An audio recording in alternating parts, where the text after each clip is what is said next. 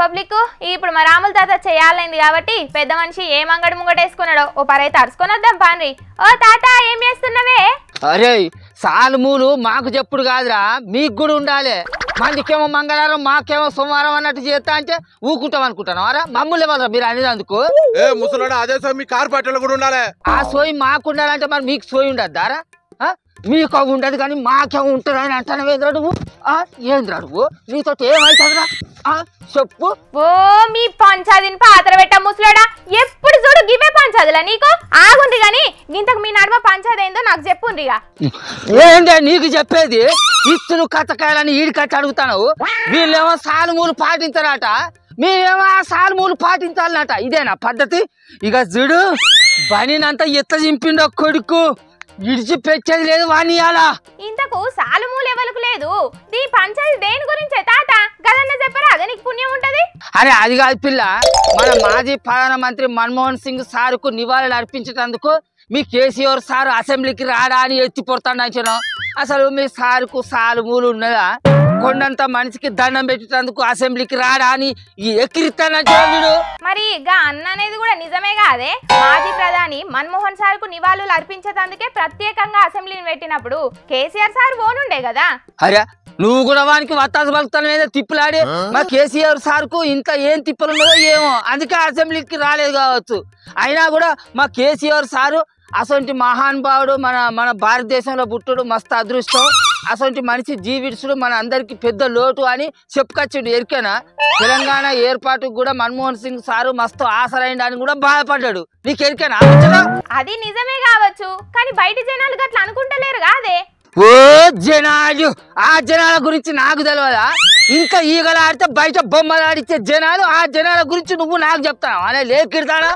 అయినా మా కేసీఆర్ సారు మన మాజీ ప్రధానమంత్రి మన్మోహన్ సింగ్ జీవిడిచినందుకు ఇంత కూర్చొని నివాళులు అర్పించిండు. నువ్వు చూడబోయినవా? వాడు చూడబోయిండా? ఏవో బాగా నిలుగుతానేందా మీరిద్దరు? ఏహే నేను మాట్లాడు కాదు ముసలాడా, మందందరు అనుకుంటే నేను అంటున్నా గంతే.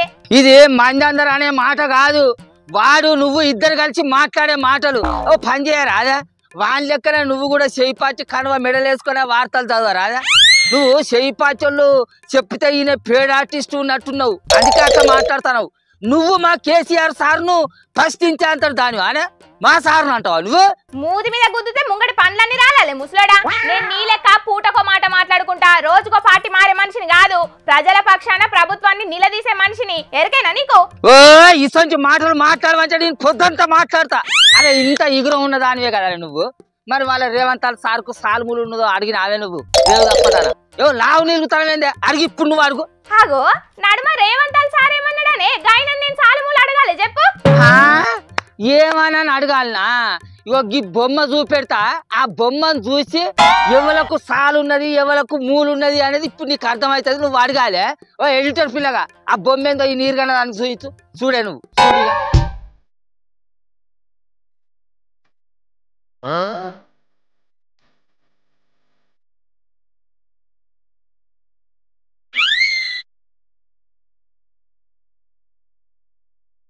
చూసినా? ఓ సుప్పనాచి లేకుంటే మన ఒక్క పాటు చూయించనా?